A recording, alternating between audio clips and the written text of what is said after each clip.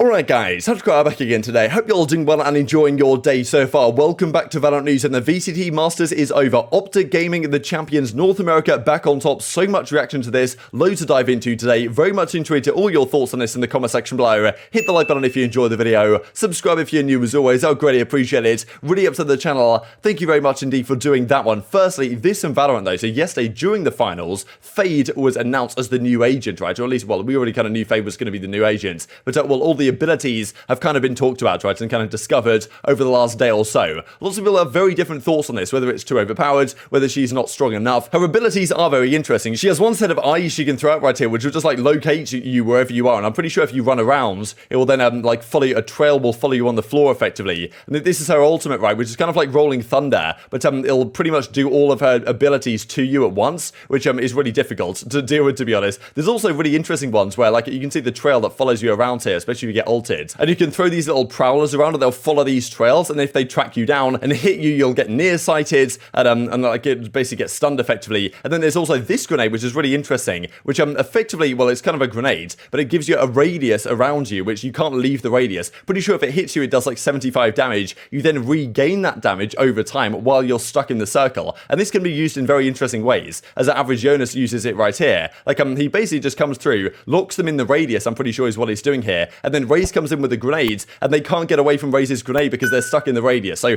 some very interesting combination utility here, and most people seem to say this agent Fade is actually very strong indeed. So we shall see how it goes over the coming days. And as Ethan says, so they just put Breach, Sova, and Skye together, and Fade popped out to her. So like there's a lot of different things with Breach, where it's just kind of got the rolling thunder element, like the Sova element being an initiator really in general, and then Skye with the kind of flashes, near sighting type stuff, and then Fade is kind of a combination of all four, right, or all three, I suppose. So kind of interesting. And also, Sova is seemingly receiving a nerf. So this could change it very much what the initiator meta looks like, with Fade maybe coming into play. She might also like pair very well with other agents, and Sova also, especially as drone, and his shock dart are getting a nerf. So the shock dart is now down to only 75 damage. That's a pretty significant decrease, down from I'm pretty sure what was 90 before, and the drone also now only lasts 8 seconds and scans only 2 times, and I'm pretty sure the first scan is very much delayed now. So the drone is significantly worse, the shock dart is quite significantly worse as well, it seems, that based on this update, and with Fade coming into play, could very much change the meta, right? So we'll see how things go, kind of just being play tested for now. Seemingly added though very soon indeed. Some bugs with this actually I thought was kind of interesting, because apparently if a Viper puts her ultimate up and then she gets a hit with the ultimate from Fade, she can actually just see through her entire ultimate, right? She can get full vision. So definitely there are some things about this that might not be ideal, but who knows, right? Fade, interesting agents. Definitely tweeting your perspective in the comment section below. I'm sure we'll see more from this in the coming days in terms of reaction to Fade and whether she can be viable and competitive, because as it looks right now, she seems to be pretty damn strong. Let's talk VALORANT Masters then. So if you guys are kind of new to OpTic as an organization, what they'll do throughout the entire tournament usually is wear black jerseys, and then on Championship Sunday, they'll bring out the Championship white. So as you can see right here, they've got the white jerseys on, always looks pretty cool, and they play different today as they have done previously. So look, there was no one map advantage for Loud in the grand finals because they came from the winners bracket and are not lost a series yet this tournament, but they did get a significant veto advantage. So they got to ban 2 maps and also choose what first map they played. So OpTic didn't have a disadvantage in terms of like they weren't down 1-0 or anything, but they basically, the 2 maps that they're best at, Fracture and Split, both got banned out, and therefore like, unlucky trying to fight an uphill battle effectively. Like Fracture, a map that obviously OpTic are very good on indeed, that got banned out by Loud, as did Split. Maps where FNS's calls have looked very good at a lot of times, right? So yeah, Loud as a result should really have been pretty heavy favourites going into this final. Got a good advantage, but not at a crazy advantage, as of course OpTic turned around, as we saw when the match progressed. Here we go then. So OpTic versus Loud, like a North American battle in the grand final. So of course Sentinels were the winners of last year's kind of the Iceland event last year for Masters. They did that one as well, and Crashes was shutting everything down. Like this game, honestly, the early defensive side here for OpTic was absolutely ridiculous. They dominated this. Now look, when it went to their offense, things definitely turned around, and Loud really had a good knack here for finding their way back into the game in pretty impossible situations. 10-2 though at the half. OpTic really came out with intent on a map that of course Loud picked to be game 1. So yeah, 2 to go. So the OpTicers, they bounced back here after with some pretty poor rounds at the start of their offensive side, and Ye is just funny to watch really. Like this guy just doesn't seem too hyped at all. Just seems like another day at the office for this guy. Loud bring it back to 12-9, but OpTic close out on their offense. And that's the thing with OpTic, they seem to really have a good idea of how to do this. They'll lose a few rounds in a row, and then they'll make some adjustments on their offensive side that just take them over the line. They did the same thing on the next map as well, but 13-9 game 1. Then we go to a bind though, and this really was a round that I thought could have been a dagger right here. Look at Victor. He's on a flank, misses the shots on the first guy, can't kill the second one, 1. Still, though, OpTic clutch up. I think Marv had some incredible moments this game, just to keep them alive. It was 4-2, quickly became 7-2, especially with this help from Ye. I mean, look at this from Ye as well. Sassy's left last alive and gets taken down, but Ye with a collateral over towards the site. Not really sure what Loud were thinking here, to be honest. They definitely misplayed some of these situations, but yeah, the collateral on less than Aspas from Ye just kind of sums up some of these early rounds. But Loud bounced back very nicely indeed on their offensive side, got a very good half in actually, all things considered, and then Loud on their defense started to make a run. Aspas made some great work. Like, honestly, this guy is out of control. Can't wait to see what this guy will do with a bit more time.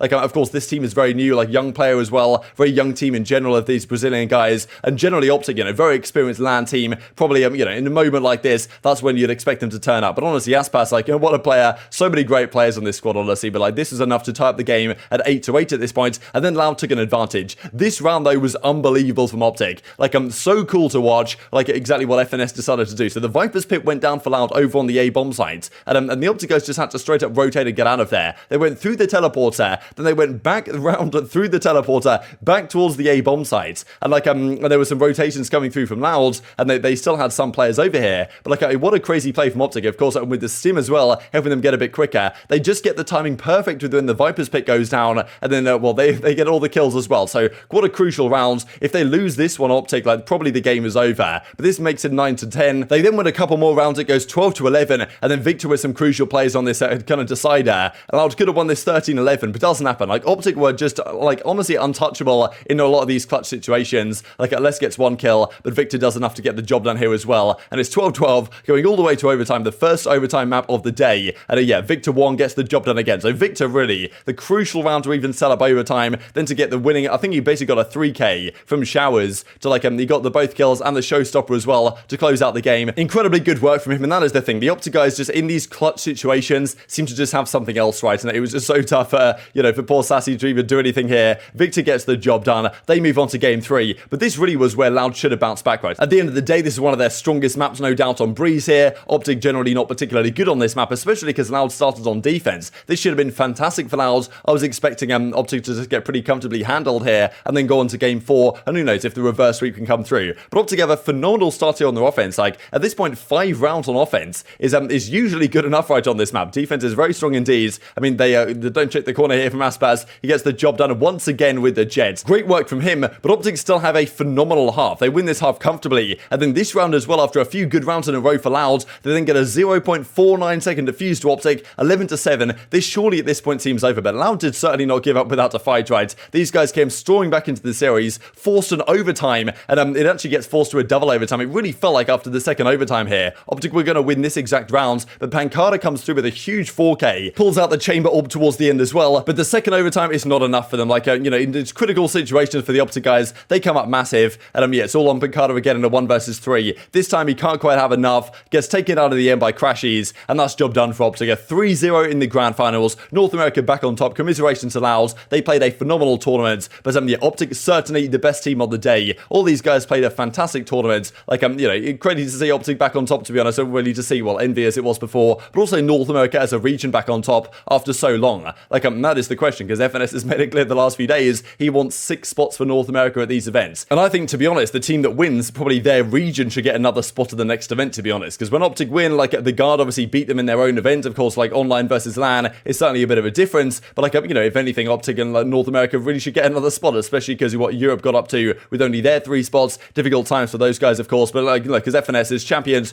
GG's Loud, like, just incredible work from all the team here, and as Gay says, we are your Iceland champions. Pretty cool. Like, this guy just takes it all in his stride, honestly. I don't understand how he can, I don't really understand why the reaction wasn't so much more intense. I don't know. I think that if there was a crowd, it would have been different, but it is what it is. Hopefully next time. And as he says, I believe Yald will be champions in the future. Very skilled and so young. Love and respect to them. So cool to see the respect either way, as we'll see here from Sassy actually in a second. This also from Chet, though, multi-game champions. A fair play after all the crap that this guy got, obviously, after they lost to Xerxia in round 1. Just to come up with the way they've done and putting a lot of time, and I'm sure behind the scenes, like anti-stratting, working on what the other team is doing. So, credit to Chet where it's deserved, right? After kind of the loss to Xerxia in the group stages, they make it through. They make it all the way through the bracket. Not the cleanest tournament from them by any means, but certainly the last 2 series they played 6-0, 6 maps in a row in the losers finals and grand finals. That is very impressive. As Tarek goes, North America back on top. Impressive showing. Congratulations on the massive W. This also from Victor. A lot of the shots after this event are really cool indeed. Something like this might have to go on the thumbnail, I'm pretty sure at this point. And And this also from Sassy, right? Unfortunately, we didn't come out with the title, but no sad post, no excuses either. Leave this championship with a real head held high. We managed to keep the top 2 with little time on the team, put Brazil on the VALORANT map. GG's OpTic, you guys are absurd. Thanks for all the love. So really cool to see from Sassy. Great words between all the teams, great sportsmanship I thought in general here. And great to see so many regions really on top of their game right now. We saw so many phenomenal regions. And of course, Zoms is having a pretty funny time right here. Of course, the Zoms versus Brazil drama continues, but at least they made the grand final, I suppose, and Zoms isn't even competing. You imagine next Chad's event either, but